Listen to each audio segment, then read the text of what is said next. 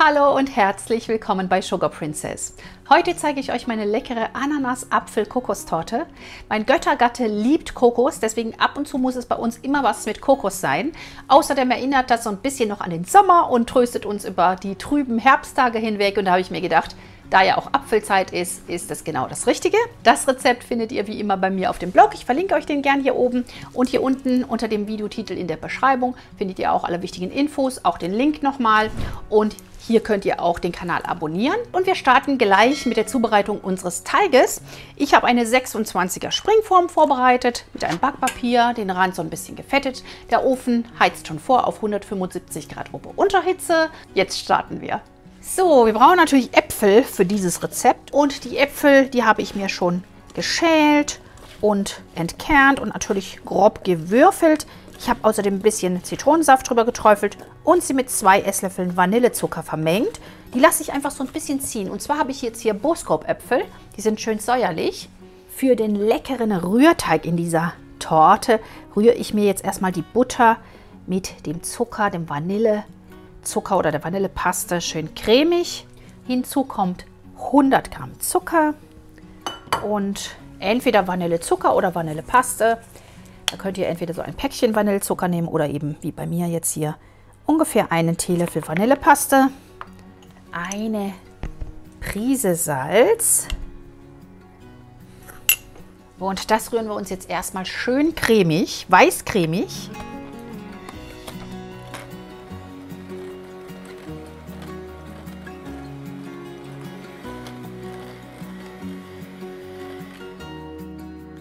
Sieht schon mal gut aus.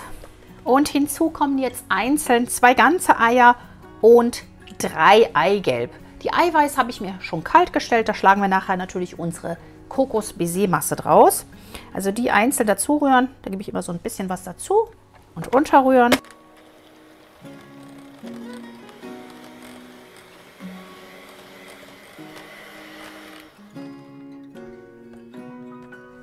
Natürlich jetzt mal runterkratzen hier, wenn das alles so an der Seite hängt, damit das mit reinkommt.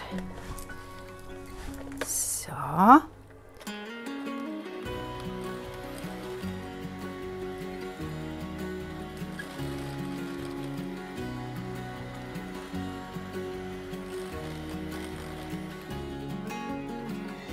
Richtig schön schaumig schlagen, also könnt ihr ruhig so 5 bis 10 Minuten den Rührteig auch rühren und dann erst kommt unser Mehl darunter.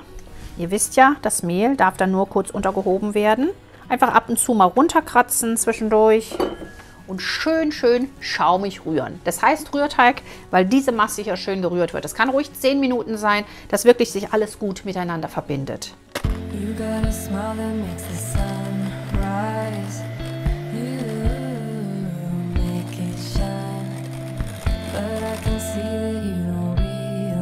So, ihr seht, richtig schön cremig aufgeschlagen ist das Ganze. Und jetzt kommt Mehl und Backpulver gerade vermischt hinzu, abwechselnd mit dem Rum. Ich stelle das gerade mal beiseite. Hier haben wir unser Mehl und zwar 175 Gramm. Da kommen 2 Teelöffel Backpulver hinzu. Und damit das schön miteinander einfach schon vermischt ist, wenn wir das jetzt zum Teig geben, rühre ich das gerade vorher mal durch. Das Mehl ist nicht klumpig, das heißt, ich muss es nicht sieben. Und dann habe ich hier 3 Esslöffel, das ist so ein Schnapsgläschen Rum. Den könnt ihr auch ersetzen durch Ananassaft. Wir haben ja unsere abgetropften Ananas, falls ihr sie verwendet. Ansonsten nehmt ihr vielleicht einen Apfelsaft. Die beiden heben wir jetzt wechselweise gerade kurz unter. Erstmal so die Hälfte vielleicht. Oder auch gerne auch 3 Portionen verwenden.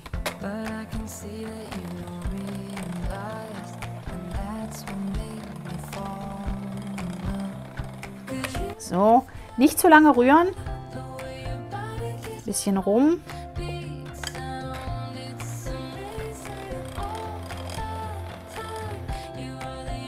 Wundervoll, jetzt wird es richtig lecker. Den Rest des Mehls.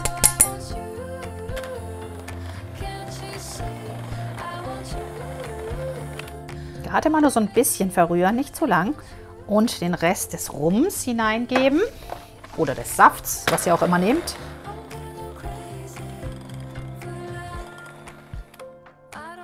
das war es auch schon. Gerade noch einmal runterkratzen, dann ist unser Teig auch schon fertig. Wunderschön. So muss ein guter Rührteig aussehen. Genau richtig. Den können wir jetzt in unsere Form füllen. Die Form habe ich mir mit einem Backpapier bespannt und den Rand ganz leicht gefettet und bemehlt. Da kommt nun unser Teig hinein. Wunderschön.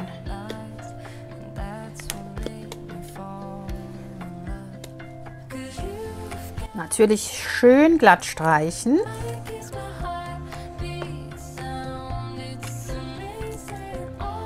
Sehr schöner Teig. Er duftet auch richtig toll nach dem Rum. Das passt natürlich toll zu der Ananas und zu dem Kokos. Wunderschön, perfekt. Und jetzt können hier unsere durchgezogenen Äpfel auf den Boden gegeben werden. Den Saft so ein bisschen abtropfen lassen. Wir hatten die ja mit Zitronensaft vermengt, dass sie nicht braun werden. Eine richtig schöne Apfeltorte. Und jetzt kommt der Clou. Das ist aber absolut optional, das könnt ihr überlegen. Ich lege jetzt noch zwischendrin immer so ein Stückchen Ananas. Ich habe da Ananas aus der Dose. Ihr könnt natürlich aber auch frische Ananas verwenden. So, einfach so als kleiner Gag dazwischen. Sieht dann auch hübsch aus und schmeckt traumhaft lecker. So ungefähr. Und jetzt werde ich den Kuchen auf der mittleren Einschubleiste ungefähr 30 Minuten backen. Bei 175 Grad Ober-Unterhitze oder auch 150 Grad Umluft. Und dann sehen wir uns wieder, um uns um die Haube zu kümmern.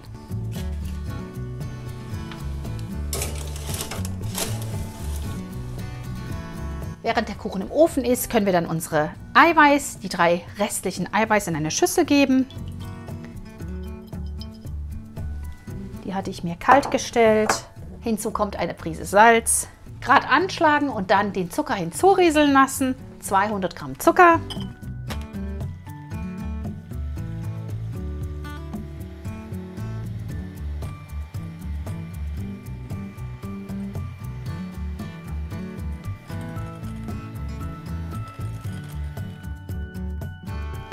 Und jetzt so lange schlagen, bis sich der Zucker ganz aufgelöst hat. Also jetzt ist er noch zu sehen, aber wenn die Kristalle ganz aufgelöst sind und die Meringue richtig schön anfängt zu glänzen, dann ist sie fertig. Und was man noch machen kann, ist etwas Vanille hinzugeben. So.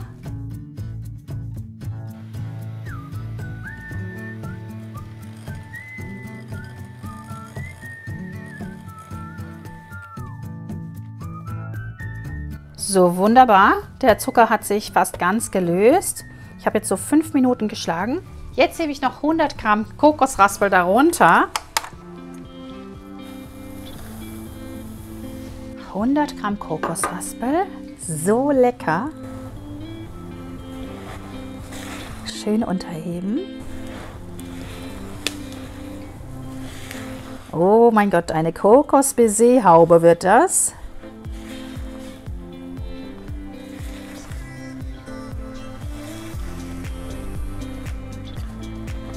Sozusagen Kokosmakronen obendrauf.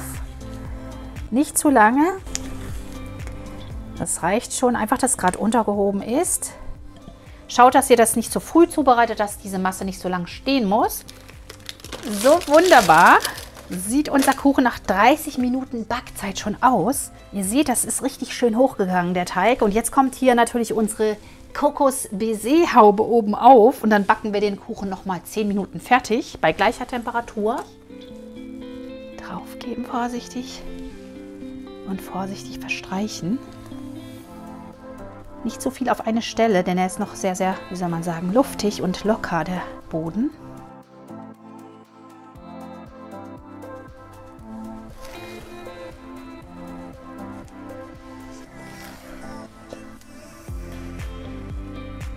So, gerade noch vorsichtig verstreichen. Gerne auch so in Berg und Tal, wenn ihr das wollt.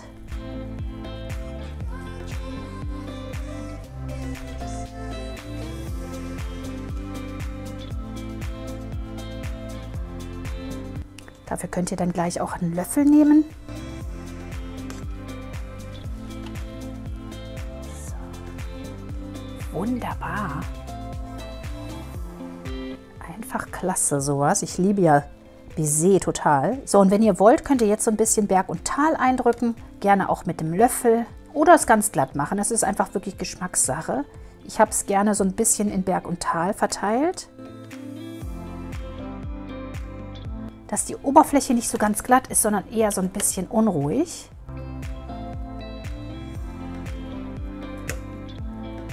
So.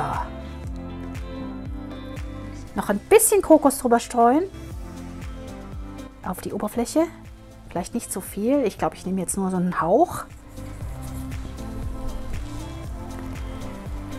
So, das reicht mir schon. Also 20 Gramm nehme ich auf keinen Fall. Und jetzt backe ich den noch 10 Minuten fertig und dann sehen wir uns wieder und lassen ihn auskühlen.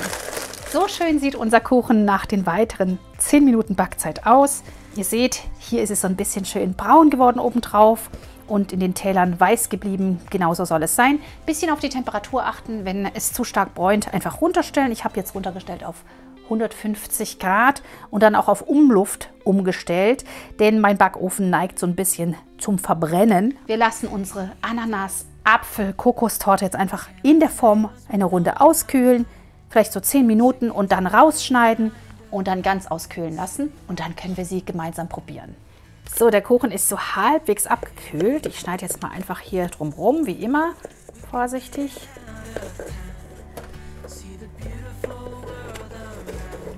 Und dann hoffe ich, dass ich ihn auch schon anschneiden kann für euch, dass ich jetzt nicht noch warten muss. Sehr schön. Jetzt gucken wir mal. Vorsichtig anheben.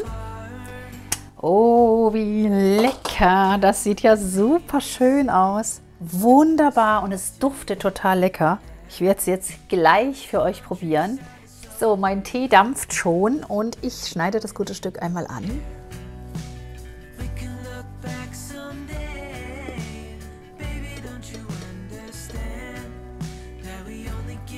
Sehr schön.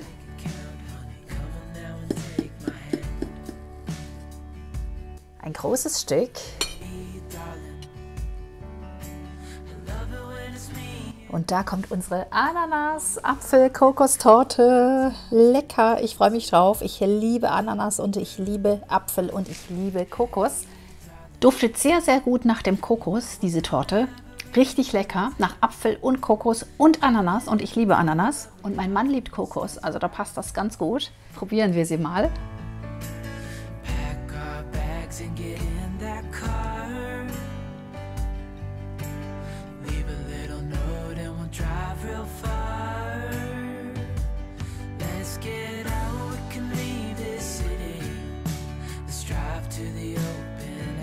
Schmeckt sehr, sehr lecker. Ein super fluffiger Rührteig. Dann die säuerlichen Äpfel und das süße Baiser mit dem Kokos. Also wirklich eine raffinierte Kombination. Müsst ihr ausprobieren. Viel Spaß dabei. Das war meine leckere Apfel-Ananas-Kokostorte. Wirklich ein sehr schönes Rezept. Mal was anderes. Ich hoffe, ihr werdet sie einmal nachbacken. Dann schickt mir gerne eure Fotos auf Facebook oder Instagram. Hinterlasst mir gerne einen Kommentar. Vergesst bitte nicht, euer Like dazulassen. Teilt das Video gerne mit euren Freunden, mit der Familie. Und wir sehen uns nächste Woche hier wieder am Sonntag um 10 Uhr. Bis dahin, macht's gut. Viel Spaß beim Backen. Tschüss!